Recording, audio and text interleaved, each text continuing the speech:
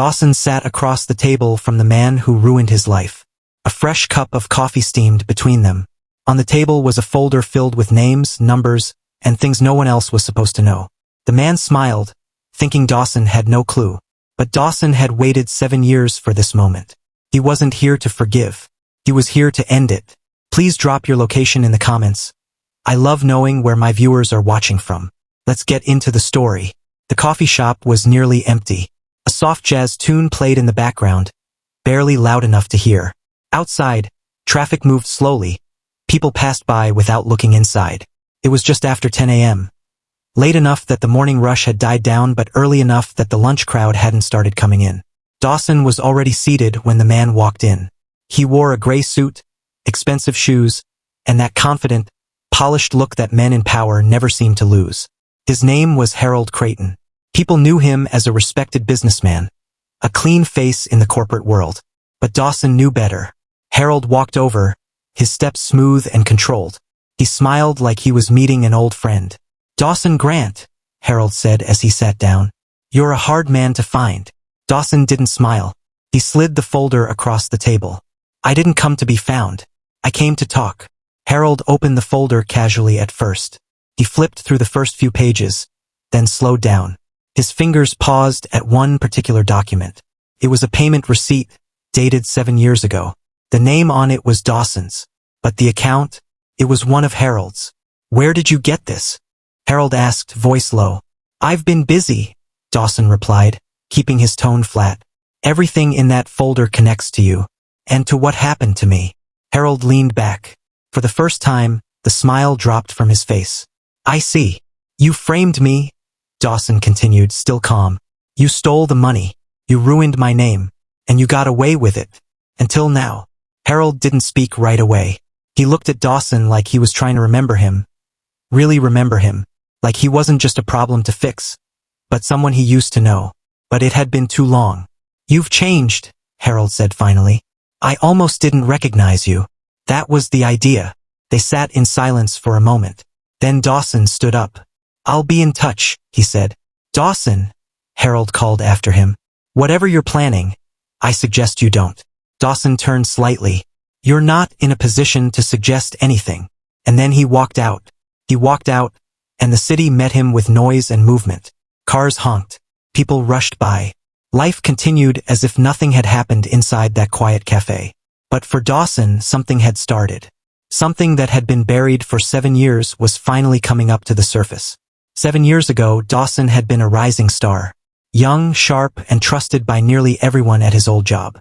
He worked in the accounting department of a mid-sized investment firm, the kind of place where people wore the same suits every day but talked like they were saving the world. Harold had been his mentor back then. Smiling, polished, always calling Dawson kid, like it was a badge of honor. He'd take Dawson to meetings, mention his name in emails to the board. Dawson thought he was lucky, until the money went missing. It was only $200,000 at first. Small enough to go unnoticed, large enough to destroy someone if found. And it was found. In an audit report that landed directly on Dawson's desk. His name was on everything. Fake receipts. Tampered records. Approval stamps. He remembered the meeting when it all came crashing down. Legal. Harold sitting there like he was confused. Concerned. He asked Dawson if he needed a lawyer. By the next morning, Dawson was gone. The news spread fast. Young employee steals from firm. Disgraced worker denies charges. Even his fiancée left him.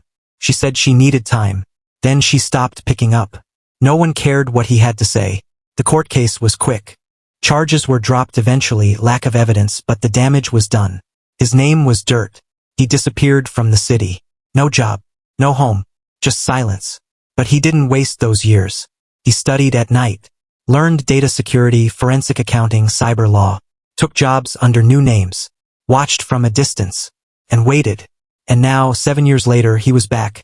Sitting quietly inside the same corporate building. But in a different suit with a different badge and a new name on his ID. His new name was Dawson Lee. He changed his last name slightly, just enough to slip through background checks. He came in through a small consulting agency that placed temporary staff in financial institutions. Harold's new company was one of their clients. Dawson had timed it perfectly.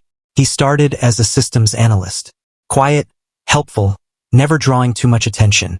He wore plain clothes, brought his own lunch, never stayed too late or left too early.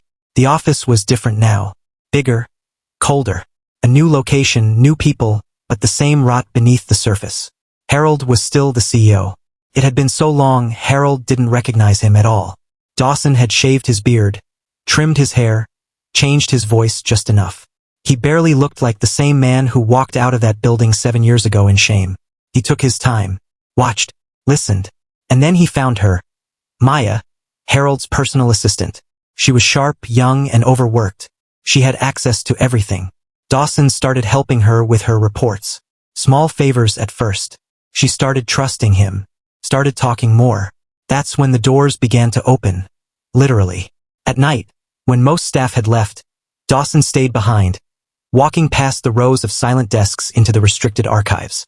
His badge didn't open those doors, but Maya's did. She had left it on her desk once. Just once. That was all he needed. He didn't take anything. Not yet. He just read. Printed what he needed. Memorized file paths. Noticed the gaps between one report and the next. Inconsistencies in expense reports. Repeating numbers that didn't belong. Dawson had worked in finance long enough to know one thing. Thieves don't hide everything, they just hope no one's looking. There was one document in particular that caught his attention. It was a company payout list. Routine. Except one of the vendors listed didn't exist. Dawson called the number listed beside it. Disconnected. He searched for the business registration. Nothing. Fake vendor. Fake invoices. Real money. He dug deeper. The transactions weren't just recent. They stretched back 5 years. Some even touched the same dates his name had appeared in those forged reports all those years ago. This wasn't sloppy bookkeeping. It was a system, and Harold was still using it, even as he stood in front of investors each month talking about transparency and integrity. The company was growing. Investors were pleased. Numbers looked perfect. Too perfect. Dawson started mapping the fraud.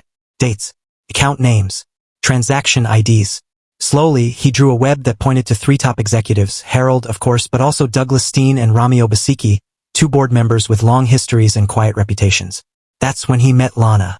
Lana Creighton, Harold's daughter. She was introduced during a company briefing. Newly hired PR director. Young, polished, but not arrogant. She shook everyone's hands, smiled politely, and when she got to Dawson, her smile lingered a second longer. She didn't know who he was. He was sure of that. He didn't look the same, but he looked familiar enough to stir something. She started showing up near his desk. Asked questions. Asked for help with little reports. One she didn't need help with. They started having lunch in the break room. He made her laugh. She started opening up. She said things. Small things. Her father didn't listen much. Her mother passed away years ago. She didn't trust many people at the company. "I just want to do my job right," she said one afternoon. Without all the quiet games. Dawson nodded. I know what that feels like, but he wasn't sure what to feel about her. She was the daughter of the man who'd destroyed him, but she was also kind, and real, and maybe just as trapped. He told himself he wouldn't use her, but he already had, and that became clear the day he found the break room tape. The company's internal server was cluttered. Old files, boring meetings, backup footage from security cams. Dawson was searching for something else. A missing invoice trail when he found the folder. It was titled simply, Room 3A Archive. Inside were video files, mostly unimportant. People leaving lights on. Someone stealing sodas from the fridge. But one file stopped him cold. He played it. The room was empty at first. Then Harold walked in with a younger employee. Someone Dawson recognized from years back. His name was Trevor. He used to be in accounting. The audio was low, but clear enough.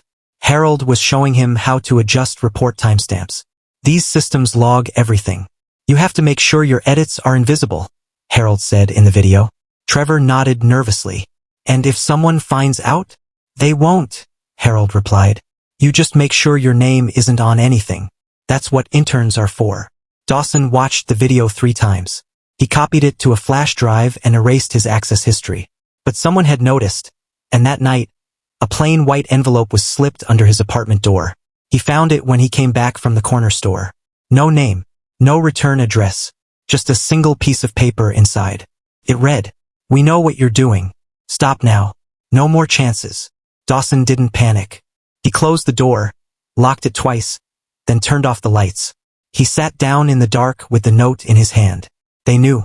That meant he was getting close. He checked his laptop for any signs of tampering. Nothing. No bugs. No spyware. Then he called someone he hadn't spoken to in a long time. "Hello?" The voice on the other end said. "It's Dawson," he replied. There was a pause. "I was wondering when you'd call," the voice said. And with that, the next stage of the plan began. Her name was Nadine. She was an old college friend, now working as a digital journalist with a taste for quiet scandals. Dawson met her in an underground parking lot. No names, no hugs, just data. He gave her copies of everything, redacted versions, just enough to start a fire. Within days, the company's name was trending online. A leak, rumors of fraud, anonymous whistleblower, financial misconduct. Harold called a company-wide town hall. He walked on stage with that same fake confidence. Lana stood to the side, watching. "This company stands on trust," Harold began. "And we have nothing to hide." But Dawson watched his hands. They were shaking slightly. Someone in the audience asked about the 2016 embezzlement case. Harold froze. He gave a short answer and changed the subject. Dawson saw it clearly. The mask was cracking. Lana was confused. She approached Dawson after the meeting. "Why did he lie?" she asked. "He's never nervous." Dawson said nothing. He just said, "Sometimes people hide the truth for too long." That was the sentence that stayed with Lana that night as she searched her father's email. She waited until he was asleep. She had access to his laptop. He often asked her to help manage his schedule. But tonight, she wasn't looking for meetings or calendars. She went through his folders. At first, she found nothing unusual, just business updates, travel plans, staff appraisals. But tucked inside a folder marked tax queries, she found something that didn't fit. It was a spreadsheet, long and detailed. Dozens of transactions, transfers, withdrawals, coded names. She didn't understand most of it, but one sheet caught her attention. It listed payments to a company called Juno Trading Ltd. She searched it online. It didn't exist. She clicked the tab labeled Archive. Another list of payouts. The amounts were higher, regular, traced back over 5 years. Her father's name appeared next to several authorizations. She closed the laptop slowly. That's when she realized Dawson hadn't lied. And that her father had, became even clearer when Dawson traced Juno Trading Ltd. To an offshore account. Dawson had the full trail now. He had Harold's emails, financial records, video proof, and the list of dummy companies. All of it led to one conclusion: Harold had stolen millions from his own company. The hardest part wasn't collecting the evidence. It was deciding when to let it go. He didn't want revenge for the sake of anger. He wanted it to mean something. He wanted it to clear his name, to prove he wasn't crazy, that he wasn't a thief. So he sent the files to Nadine. Every document, every video, every hidden signature. 2 days later, it was everywhere. CEO implicated in multi-million fraud scheme. Whistleblower uncovers long-held corporate corruption. Harold Creighton under investigation. Social media exploded. The company's stocks fell overnight. Calls flooded into the office. Staff were panicking. Investors started pulling out. Harold released a public statement denying all involvement. He blamed a disgruntled former employee. Dawson sat in his office, watching the live stream of Harold sweating under pressure during a press conference. Lana wasn't there because she had walked into Dawson's office with the laptop in her hand and tears in her eyes. "I read everything," she said quietly. "You were telling the truth. All this time." Dawson looked up. He had expected anger. He had expected shouting. But not this. "I'm sorry," she said. "I didn't know what he'd done to you, or who you were." She placed the laptop on the table. "I should have known something was wrong." He stood slowly. "You weren't supposed to get caught in the middle." Lana shook her head. "I got myself in the middle. But you waited 7 years. For justice." Dawson nodded. "Not just for me. For everyone he stepped on." They sat in silence. Then she asked, "What happens now?" "Now?" Dawson said. "Now the system takes care of him, just like it should have done years ago." But things were already moving faster than either of them expected, and by morning, the police had raided the company's headquarters. It was raining lightly when the police arrived. For dark SUVs, plain clothes, no shouting, no dramatic scenes, just cold silence and handcuffs. Harold was led out through the side door. His eyes scanned the crowd of staff who had gathered in the lobby, stunned. Some whispered, others pulled out phones. But Dawson stood near the glass wall, calm, hands in his coat pockets. Harold saw him, and for the first time he truly recognized him. Dawson didn't nod, didn't smile. He just stood there as Harold was placed into the car and driven away. Later that day, news stations confirmed the charges: fraud, embezzlement, conspiracy to defraud shareholders, obstruction of justice. It was over. Harold's empire had fallen. But Dawson's peace didn't come right away, because that night Lana handed him something else. A letter. No envelope. No name. Just a photo paper-clipped to the top. Dawson stared at the photo for a long time. It was a photo of his old fiancée, standing next to Harold, smiling. The letter was short. It said, "You always trusted too easily." It wasn't just Harold. She helped. She knew everything. And she wanted you gone. Lana looked at him. "I found it in his personal files. Buried deep. I thought you should know." Dawson didn't speak. He remembered her face. The woman who had said she loved him. Who said she believed in him. Who vanished when he needed her most. Now it made sense. It hadn't just been about money. It had been personal. And someone had made sure he wouldn't fight back then. But now he wasn't the same man. And that's what she realized when he showed up at her quiet house on the edge of the city. The house was quiet, gated, neatly trimmed hedges. It looked like the kind of place where nothing bad ever happened. She opened the door wearing a silk robe, her expression calm until she saw who it was. "Dawson." He said nothing. She stepped outside and closed the door behind her. "I figured you'd show up," she said softly. "You helped destroy me. You were in the way," she said. "It wasn't personal. At first." He didn't flinch. "You lied to me. You watched them drag me through hell and said nothing." "I survived," she said. "That's all I did. You could have done the same." He stared at her.